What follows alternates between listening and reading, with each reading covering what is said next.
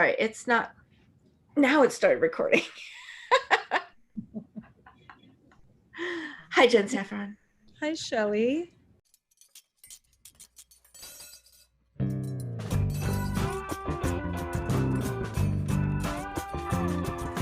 Everyone knows that food is cool. No secret. Eat that food with a bowl and spoon. Everyone knows that food is cool. No secret. Eat that food with a bowl and spoon.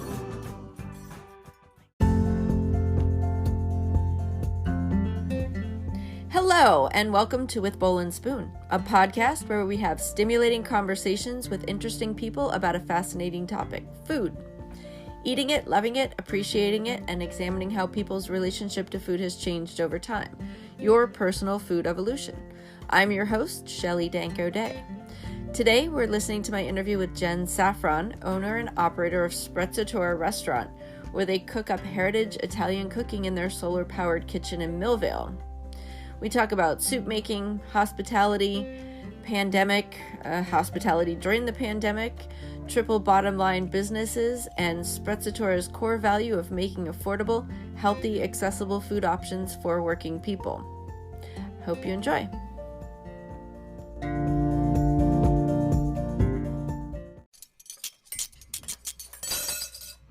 How are you? Well, we're dealing with post-COVID holiday food world beginning 2021. And, we're starting with cleaning. That's always a good thing to do in the new year. Happy Right. New Year! Happy New Year! Which is actually a huge part of, cooking. It's cleaning. Oh, for sure. I remember when we first got married, I don't know if I ever told you about this, but I had a little breakdown because it was, before you get married, you'll eat cereal or whatever for dinner, whatever you got laying around. When we first got married, I was buying groceries, bringing them home, making dinner, cleaning up, having to do it all over again. It was just like this whole, I was like, this is what my life is. I'm buying food, I'm cooking food, I'm cleaning up from food. And I just melted into a puddle and blubbered on the floor for a minute. And I think that's when I started adulting in the kitchen. It's right after that. Mm-hmm. So you got to take some time off over the holidays? I took a few days off after Christmas, yeah, which was necessary. And it is really funny because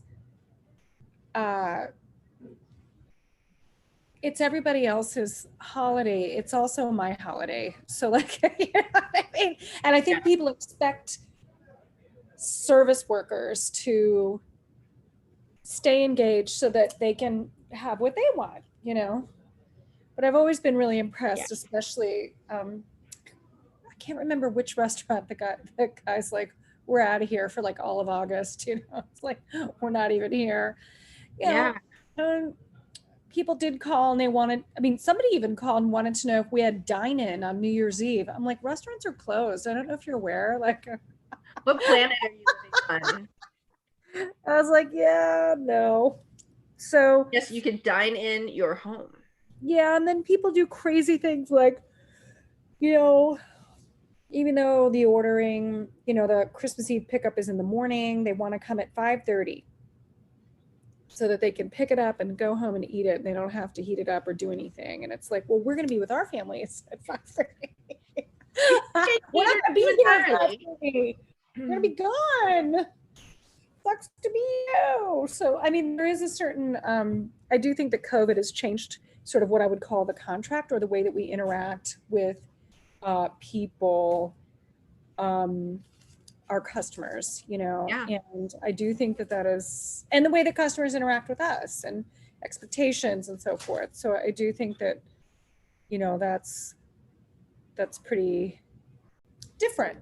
So I think that, for example, one of our longtime customers showed up on Christmas Eve and kind of flipped out. And it's like, well, yeah, of course you're flipping out because you're trying to have a holiday in the middle of an international pandemic and, Yeah. And it's not the new normal, right? It isn't. And well, we hope it's not Yeah, I do think there'll be some permanent changes, just like there were after 9/11 with Homeland Security and so forth. I mean, I think that's real. I just think that we don't really know what those are yet. You know, there's a lot. That's an interesting question to ask people. Like, what is your wish of the one, if you could have one thing from this pandemic to last, what would it be? I would pick the wearing masks while you have a cold or while you're sick. That's my In Asia, that was always the custom. If you're not well, you know, the first time I went to Japan in 1997 or 8, everybody was wearing masks that weren't feeling well. It was totally normal. Yeah, this is extra interesting for Sprezzatura because you're just now about a year old, right? Yeah. I mean, we've been catering since 2016, 2015, 2016. So we're no stranger to like cooking and events and so forth. But I mean, our cafe just opened November 30th, 2019. So, you know, we had Christmas, and then of course January is really slow, and then we had February and part of March, and that was it. We were just hitting our stride. We were selling out of all of our dinners and events and things we were offering and gaining a little following. But I think there's so much to be learned from situations like this, and you know, who are your allies and who do you ally with? And it's interesting, like I find myself working with other food purveyors and more closely with our farmers and more closely with other kinds of service people, like even bars, because we're not a bar and we don't have a liquor license, we don't serve alcohol. So partnering with them to service their food mission. It's been I think a really fruitful time in a lot of ways, not so much financially, but in terms of, you know, partnerships and community goodwill and really focusing on making better food. When we opened, we had a really limited menu, and we did that on purpose to see what would happen. We only had like 10 or 11 things on the menu. And I really liked that, by the way. I didn't have to have too many choices. right. Menus that are too big because it's just huge. It's hard to make a decision and you want to try everything. So Right. with your menu, I actually can try everything. Yeah. Well, the other weird thing is, like, when I go to a restaurant and I see these gargantuan menus, I get really suspicious. Like, what corners are they cutting to be able to offer this many things? Like, yeah, how are they able to do all of that well? Yeah, I don't really know. And how do they shop? How do they like stock up on stuff and keep everything fresh? Well, we don't even have a walk-in. I mean, we're a very small operation, so we want to keep things as fresh as possible. We have one, you know, literally we have a double reach in and a single reach in, and that's it. So we want to have things be fresh for people. And oh no, for sure you guys do, and you can do that even better when you have a small menu, for that's sure. right.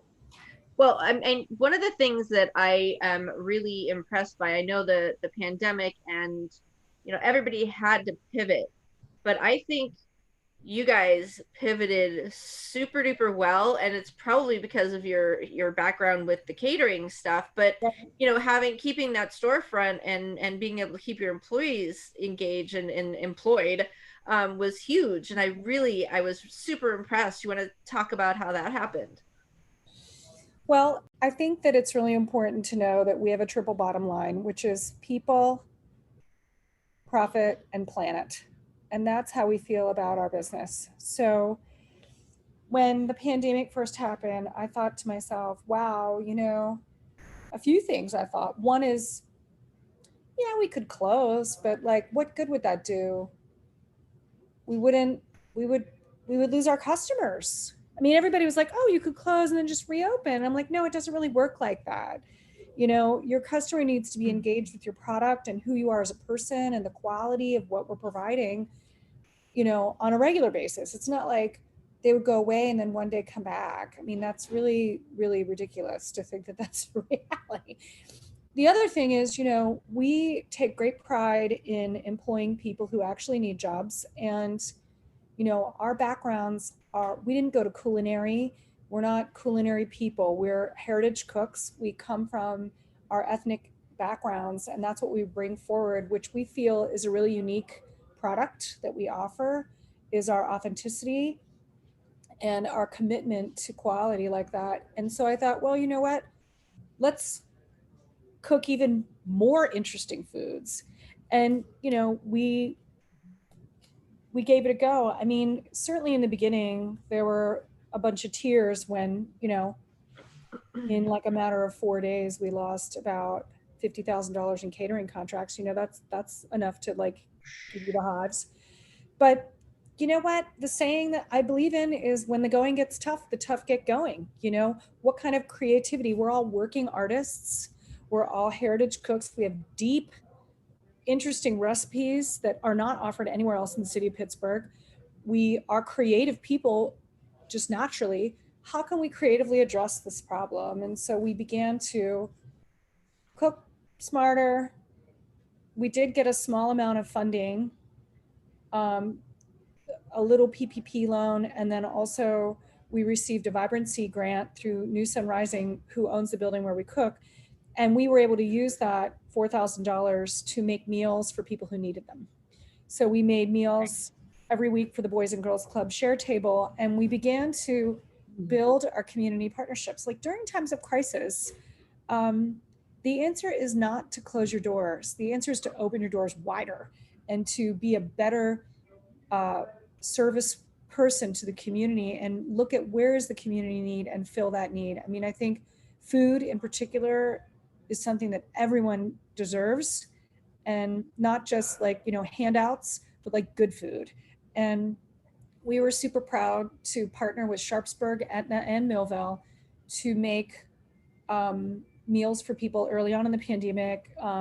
From March through August, we had regular contracts, and we cooked over 2,500 meals and delivered them to people, elderly people who lived in high rises that couldn't get out, people who stood in line in Sharpsburg outside of their family center there, at the ball field in Etna, at the share table outside of the church in Millville, and just kept believing that, you know, we keep cooking, you know, that's what we're here to do. So I would say that that was a real guiding light for us early on, and it still is. We come from community service backgrounds. Mike Bonello cooked for a homeless shelter for years. I've cooked meals regularly for the homeless for 17 years. And so for our core values of hospitality and receiving people and being generous and caring, you know, just what brings us through this pandemic is staying true to those core values. That's what we're here to do. We're not here to make fancy food and make shitloads of money and, you know, go party on a boat with, you know, the other owners of our restaurant. That's not what we do. You know, I'm a single mom, I'm a woman, I own this business outright, and we're here to show people that regular working people can make a difference through good food and making things that are affordable, healthy, accessible, that bring a generous table. Whenever people are here, it's super fun. We do miss people being in the cafe. It's really weird to look out at sort of like, you know, empty tables. But I mean, just suffice to say, I think that sticking true to our core values, committing ourselves to making even better food, networking and building our partnerships and our community goodwill has all helped us continue on. And the creativity, I think, is really a key part of that, because I didn't realize all the charitable work that you had done through all this, which is great. I was just impressed with the way your retail operation, or your it's retail, shifted, and how you just were like, okay, people can't come in here anymore. Pivot. This is what we're gonna do, and you sort of like kind of just went forward. Like you turned the freaking Titanic and just kept plowing ahead. It was brilliant. Well, I mean, March 15th was the last thing we had here, and it was really kind of dicey. I mean, there were some guests that didn't come, you know, and wanted a refund, and we were like, no problem. But we had scheduled an Italian dinner and with a sommelier, and it was really delicious. And then promptly closed because we wanted to wait, and we decided we would reopen the 19th. So the 15th we closed, and then the 19th we agreed to ourselves that we would open for takeout only. Oh, And wow. then, so I took the 16th and placed all of my orders for to-go material. So one of the things that we didn't know anything about were how does the food we make actually travel? What do we put it in? What's economical for us? Do we have to raise our prices, which we had to, which we didn't want to do? Do we come up with new things we want to cook? What do we want to do? And so that's what I did the 16th. And then the 17th, I jumped in the car and I drove to Ithaca, New York, and picked up my son who goes to college, and then turned right around and drove back. And then the 18th, we set up the to-go station, and the 19th we opened. So it's like, that's what we did. So it's like, I do think that people always sort of pride themselves on thinking about how hard restaurant work is. It's so hard, yeah, it's hard. So what, we stand up a lot. We work hard. That's just a part of the trade. We don't need to wear that like a badge. What we do need to do is be diligent and care about each other, and know that we can rely on our own, strength. And that's what we decided to do. So on the, when I knew this was coming down, like on the, I guess about maybe the 13th or 14th, I made a phone call to Jen McNulty, who I trust very much, to help us with our brand. And she helped us with, all kinds of like language and, signage. And then suddenly we had to develop an online menu, which we'd never done before. We didn't know what the process would be. Are people going to call us? Like, how are we going to do this? Jalapeno meatballs. Oh, right. And then we had other weird things happen, like Grubhub putting up a fake page. It's been challenging, but whatever. We just keep going one day at a time. We have goals. We're just like any other business. We have some goals. We have a budget. We work hard on keeping things lean and mean. But I will say the biggest challenge really was like trying to figure out to-go products. I just don't know anything about that. I mean, even still, I'm looking at containers, and I met with people who wanted to sell me containers. It was so weird. They were like, 3 different people came in. Oh, I heard it. Well, how about these containers? And they were like $8 million a container. And I was like, yeah, we can't really. Well, Rebecca from Sustainable Pittsburgh, she does the sustainable restaurants. She has a lot of knowledge about that. She does. Still need some advice. We've reached out to them, and we are a sustainable restaurant. So one of the things we didn't like was suddenly we went from like a much greener establishment to, okay, how much like garbage are we producing here? Yeah. I don't like that, Shelley. Like, and sending it out to all ends of the city. Yeah. And what kind of message do we want to create around that? Like, do we want to remind people, hey, this is a compostable container that you're eating your cheesecake out of? I don't know. It's such a tricky thing though, because even the compostable ones, like, can you compost? Do you compost? Do you have a place to compost? Can you shred this if it needs to be shredded? Like, there are so many other intricacies to that whole field. We're still trying to wrap our heads around it and figure out the best way to do that. I mean, I believe in the compost materials. I bring them home, I compost them, but we need a larger strategy for that. I mean, we do. And I think that, again, going back to my earlier comment about how COVID has really changed the contract between us and our consumers and our customers. And, it's hard to educate people when that's not what they want. What they want is a piece of lasagna. That's what they want. They don't want to listen to me talk about how this piece of lasagna was produced in a solar powered kitchen, even though that's true. I mean, I don't give a shit about that. They just know that it's really good and they want to eat it. And so, I mean, even like Christmas Eve, there was a woman who called me and she's like, I want to know if you can cater. I'm having 45 people over. And I'm thinking to myself, are you effing kidding me? Why are you having 45 people over? She's such a nice person. I really enjoyed talking to her. And I liked talking to her. And she kept telling me how cute I am. And I'm like, that's not really an adjective that I would use to describe me, but that's okay. You want to call me cute? Okay. But the thing I couldn't figure out is, like, I mean, there have been ethical confrontations because of COVID, right? It's not just about masks. Yeah. It's far more than that. It's like, one woman wanted to have her mom's 90th birthday party in our cafe. And this was, remember in November when everybody opened for like a day, right? And then suddenly Governor was like, what a terrible idea. And it was a terrible idea. And she said, the Saturday following Thanksgiving, we'd like to have a 90th birthday party for your mom. And I said, you know what? I'd like to have a birthday party for your mom too, but I'd like your mom to be alive. For 91 or, So, and she was sort of quiet. And I was like, she's like, my mom really loves Italian food. I said, you know what? I get that, but we cannot have 27 people in our dining room. Yeah. I can do lots of other things for you. And I guess that's the part where it's been really hard. It's like, do I, turning down business isn't really fun, saying no to, not in when it's like this, right? But for the health and safety of myself, my employees, my kids, whoever, we can't just do whatever we want. I mean, not right now. Yeah. And so how can we continue to serve great food, take care of everybody in the process, be good to the planet, continue our composting contract, continue supporting local farms, continue supporting organic, and, while keeping people employed, while serving, it's like a little puzzle. Yeah. Some of the farmers and you're creative. So I do want to say though that you have such a broad background in your working life.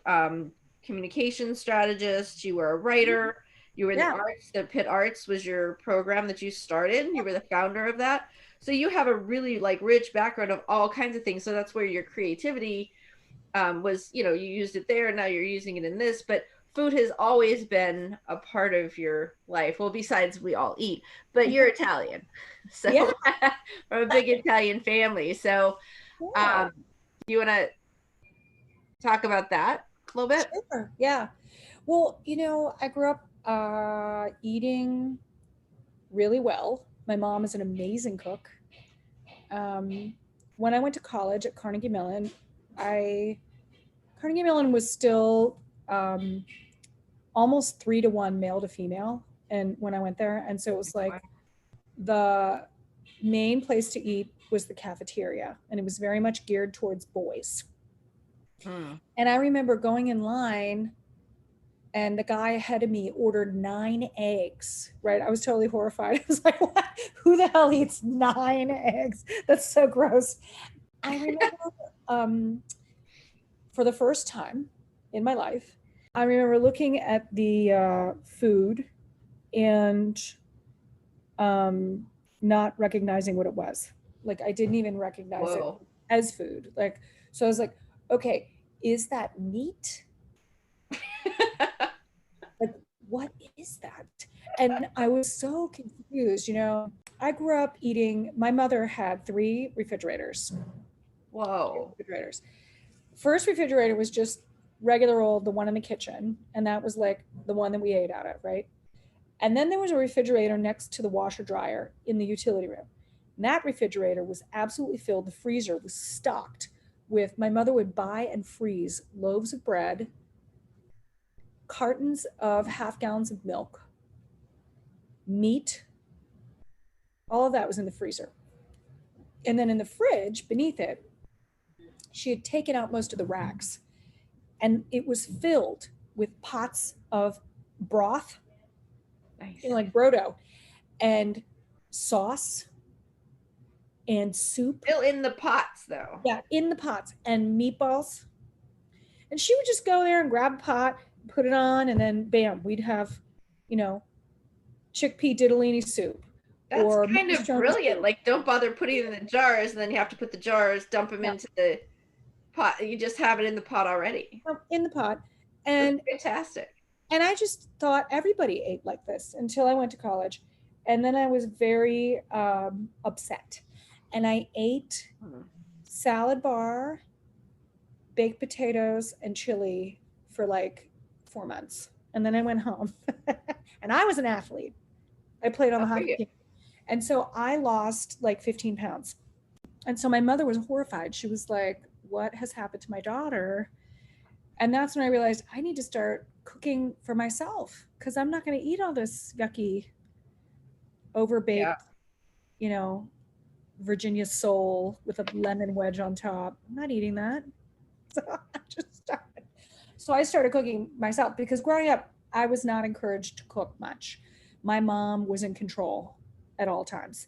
And my jobs were things like snapping green beans, or, my mom didn't like standing at the stove and stirring gravy at Thanksgiving. I mean, very specific things I was allowed to do. And then we never ever ate mashed potatoes except for Thanksgiving. Ever. I never ate a Brussels sprout until I was an adult. We ate potatoes in other forms, or just no potatoes? We ate mostly baked potatoes, but I mean, we grew up in an Italian American household, so we ate lentils all the time, and fish and meatballs, and my mom made homemade pasta all the time, and it was like totally normal. And I thought everybody in the world ate things like this. Yeah. And then I realized, well, I can make it my own way. And, I do cook differently than my mom. There are things that I really like to make them in the way that my mom makes them. Like the minestrone soup we make is absolutely the way my mom would make it, or beef escarole lasagna is absolutely the way my mom would make it. And these are super traditional things. But then there are other things like, our lasagna is a roasted vegetable lasagna. It's a vegetarian entree. And that's something that we made up ourselves, and so a lot of our recipes are ours. Even our biscotti, a lot of which, it just riffs off of, you're not going to be able to buy a double dark chocolate, walnut, cayenne, espresso biscotti. But we'll make it just for fun, Yeah, that sounds really interesting. Mm-hmm. So the first year I was in school, I mostly just ate salads and, stuff like that, yogurts and stuff that wouldn't kill me. And then I sort of graduated to things that a lot of college students want to learn how to make, like making beans from scratch and, from dry bean to beans and rice, or making soups, making meatballs for sure. I've always made meatballs. I mean, I take a little poll and just, roughly, but I'm going to guess that that's not really what most students are looking to cook, is beans from scratch. No? Most students, I think, they're like taking shortcuts. They're looking like, how can I make this ramen a little more exciting? I certainly ate a lot of ramen. That's too. Fantastic. The beans from scratch. I don't think I tried beans from dried beans until like after I was married, for sure. It just wasn't a thing. Yeah, my food evolution was a little slow on the cooking part. It's funny the way we have stereotypes about food too. Like, this woman came up to me at the farmer's market on Saturday, and she was like, I read that your vegetable lasagna was your #1 bestseller. And I was like, yeah. That's what she said to me. She said, and then I ate it and it was so good. And I was like, yeah, that's, people like that. But you don't think like, oh yeah, lasagna, whatever, some sloppy ricotta thing, but it doesn't have to be that way. If you take good care and make things with care and care about the sloppy ricotta thing can taste really good. I've definitely made that before. Yeah. But no, your food is really amazing. I remember we had that soup. It was like lemony, and it had little meatballs in it, and it had, I had I think 2 bowls of that soup when we were in there. It was amazing. We do make a lot of soup. We make a lot. At Winter Market this past Saturday, we sold 78 quarts of soup. We sell and make a lot. We make maybe 7 or 8 kinds on a regular basis, and then a total of probably 20 different kinds. But soup was our thing growing up. So in Italian land, you usually begin your meal with either pasta, risotto, or a bowl of soup. And in my family, it was a bowl of soup. So we always grew up eating very healthy, yummy, electrolyte filled, delicious, homemade, yummy goodness. First time I asked my mom, how do you make chicken broth? I emailed her. I was like, we weren't living in the same town. I emailed her, Mommy, how do you do this? And she sent me this, you'd think it'd be some simple thing. Take a chicken, put it in a pot. No, it was like this long explanation.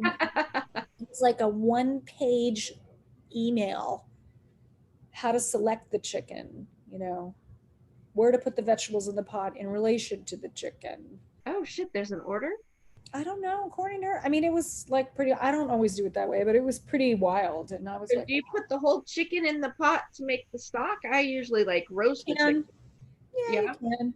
You can do whatever you want. But according to my mom, it's a very lengthy, intense process. I think, mostly what we do is roast chickens, eat a lot of the chicken, and then throw that in with a bunch of vegetables. And yeah. I learned from you to roast the bones. yeah, you should if you can. You don't have to, but it's good to do it. Well, I did that. I had I bought a 22-pound turkey from Shelly Oswald at Time Farms. But yeah, so we got this like giant turkey, and I had to cut it up just to be able to roast it. It was delicious, and I've done 2 batches of stock now, because it wouldn't all fit in one pot. Plus, I figured it would get enough goodness out of it, so I get like 8 quarts per batch. But yum! I just throw anything I find, like, oh, that looks like that's a little wrinkled radish. Throw that in there, and this parsnip's all dried out, and yeah. I think of soup making it in several stages. So you make your stock, you chill and skim your stock, and then you make your sofrito, and then you add your base. So whatever it is that the soup really is made out of, then you add your broth, then you cook it slowly, and then you finish it. And that is the part where all the really good flavor gets highlighted. Like, how do you finish the soup? With what kind of cheese? Scallions, parsley, herbs, salt. How are you making it really sing in the end, I think is always the best part of soup. We take a lot of care in making our soup. I always get kind of sad in March when it's really sudden, actually, like really suddenly one day people stop eating soup in March. It's just like, we're done ordering. It's usually sometime the first week of March. Everybody's just sort of done eating soup. We take it off the menu and that's it. It was really funny. We were like, well, what if people don't want a quart? What if they want a pint? And they were like, nope, too bad. No, that's one of the things that I love about your operations and the way that you have been functioning, like prior to and now, is that it's very simple, it's very straightforward, it's like, to be like an insult, but it's like big blocks, and I can understand the big blocks, how to put them together. It's not, there's no like weird details that I have to try and figure out. It's very basic, and this is what you get or you don't. It's fine. Well, that's what Sprezzatura really is all about. I mean, the whole term Sprezzatura means that it's like studied casualness, and that's what it is. So we've taken a lot of thought into that. And then the whole idea is that we can be easy about it. It doesn't have to be so intense and complicated. And it is funny sometimes, like one woman came in, she was so strange. She was like, could not get over that we did not have chicken on top of our salad, that we wouldn't put chicken on top of salad. And I was like, we don't do that. I mean, we do it in the fall. We'll roast chicken and put it on top of it. But, she means like the sort of like chicken, French fry, cheddar cheese salad thing that is so predominant in Pittsburgh. I was like, yeah, we just don't. You don't have the Pittsburgh dish? Mm-mm. We also don't serve any other dressing than the salad dressing that we make. What is that? It's well, in the winter and in the fall, it's like a Dijon vinaigrette, and then in the summer, we often make it more of a lemon vinaigrette. Nice. But it's like lemon Dijon, and then that's it. And one day somebody came in and they wanted ranch, and this was right when we first opened, and I was so floored by this. I didn't know what to do. And I sent Jacob out the back door. I said, run down to Family Dollar with his $5 and go get us a bottle of ranch. And he ran down. I was like, I have no freaking idea what I'm doing. And he came back and I was like, this is so inauthentic to me. I just will never do this again. I'm only doing this because I don't know what I'm doing, because I've never had a restaurant before. And I gave the person ranch, and then we promptly threw out the bottle. And I was like, we will never do that again. That's so inauthentic. I just can't do it. We're not doing it. you kind of feel like at some point you have to accommodate the customer, but then again, is that person your customer? Maybe not. It's possible they're not. I do think that we are who we are. You know, we've already had 25-year careers. We don't need to, you know, we're doing this because we love it and we want other people to enjoy it too.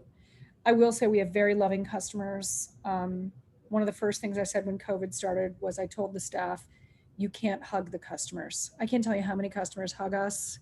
Yeah. Customers bring us homemade bottles of wine. Customers tell us their life stories.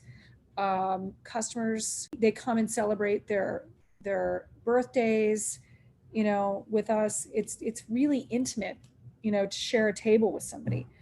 And that was the first thing and when I said that, they were like, what? And I was like, you can't touch people. We're in a pandemic now. And they were like, oh my God. And I was like, yeah, it's kind of serious. That's, Kind of hoping one day we'll get back to being a big giant family again. Yeah. So that makes me think of another question. Like it's all about the closeness and the hospitality. And how are you able to present hospitality and give your customers that sense of hospitality without being able to have that closeness? I think what people want more than anything is authenticity. I really believe that. And that's a core value of who we are.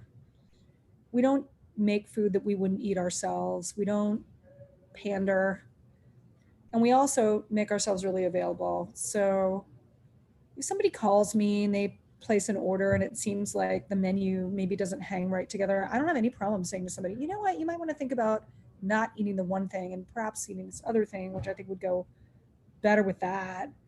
And most of the time people are like, oh my God, I'm so glad you said that. Or if somebody calls and you could tell they're having a shitty day or having a tough time, it doesn't hurt to give somebody some biscotti. You know, I mean, it's not going to hurt me, you know, to give somebody, you know. I think the way to bring that kind of hospitality during this crazy time when we don't hug people and we bring things to people's cars with the trunks open and that kind of thing is to just be loving, you know, to smile at people, to say thank you, to be extra.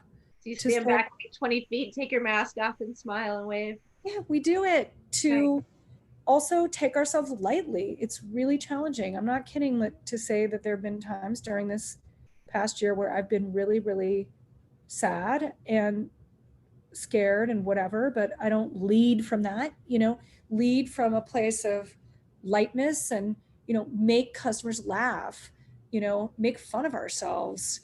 We do that all the time. Stand out on the awning, under the moose awning and just wave. Give people the peace sign, you know. I think these are all ways. Show care, you know. We know our customers' names. Ask them how they're doing.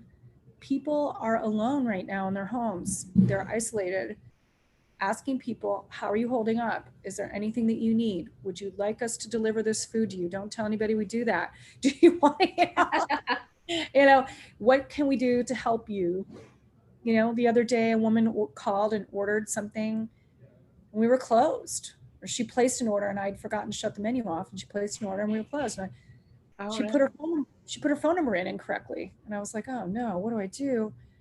I want to go home, but I can't. This woman's going to come and nobody's going to be here. And that's going to be terrible. So I waited. And I thought, well, we don't have the one thing she ordered, but we have this other stuff. So she calls to say, I'm here to pick up my order. And I say, hi, I'm really sorry, you know, we're closed. She was like, oh no, I didn't know that. I said, I know, but what about this other thing? Would you like it? And she was like, sure. And then on the phone, you know, when you're really real with people, they'll be real with you. And on the phone, she breaks down crying and tells me that her husband just died. Oh no. I know. And I was like, can you imagine if I wasn't there? And so I thought to myself, you know what? We don't know what people are going through. And so I just brought her the thing and, you know, gave her a refund because it's easy, right? It's easy to say, you need this piece of lasagna. I don't need your $13. You're suffering. Do you know what I mean? Yeah. People need help. Like, Yeah. that's what hospitality is all about. Like, why do we go to dinner? We want to be relaxed. We want to have people take care of us. That's what going to dinner is all about. We want to have somebody else do it for us. We want to treat ourselves. We want to chill out. They need kindness, and you provided kindness. That's really nice. Mhm. I love that story.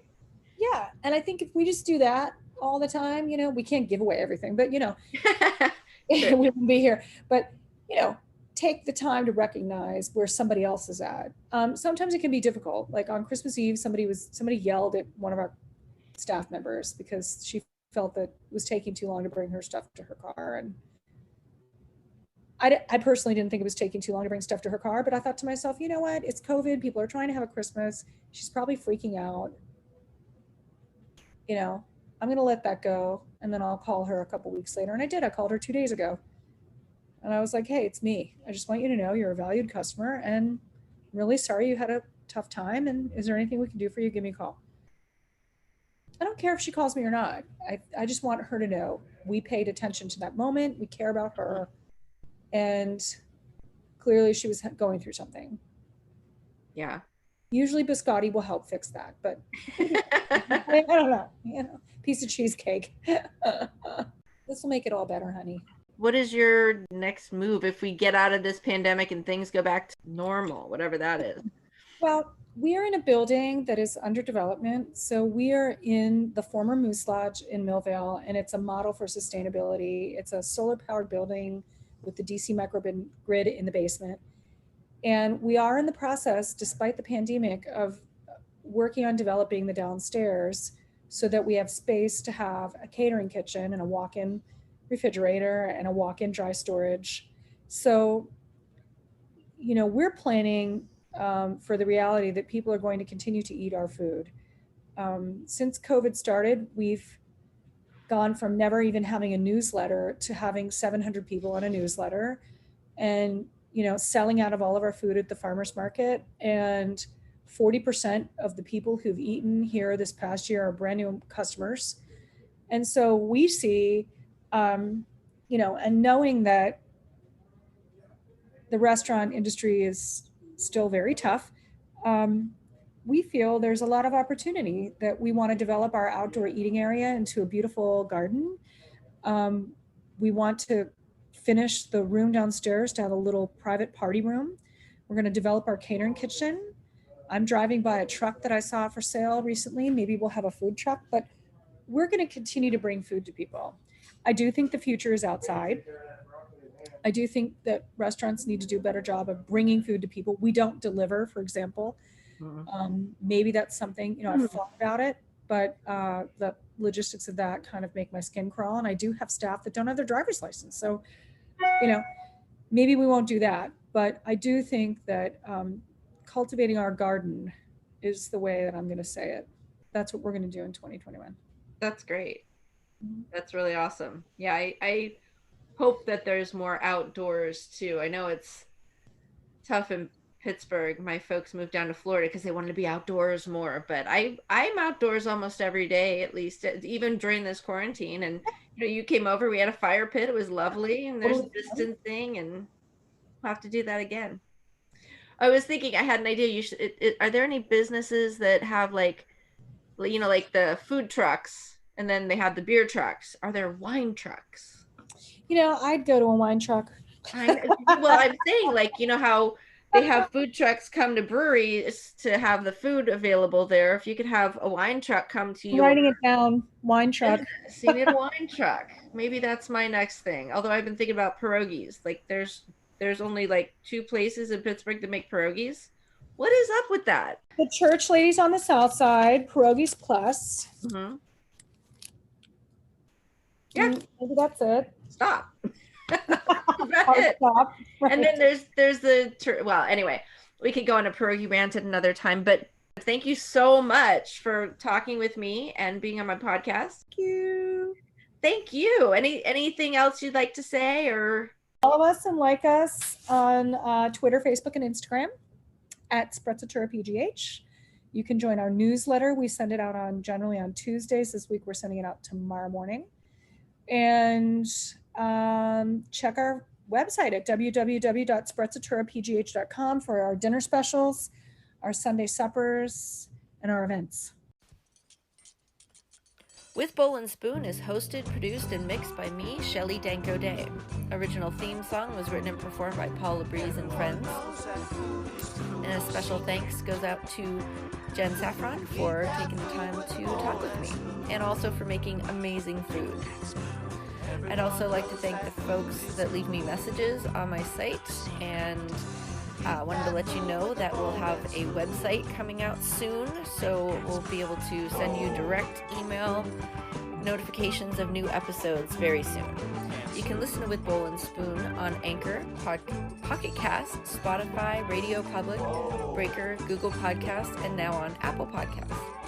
Follow us and send us questions or messages on Facebook, Instagram, and Twitter at With Bowl and Spoon. Thanks for listening.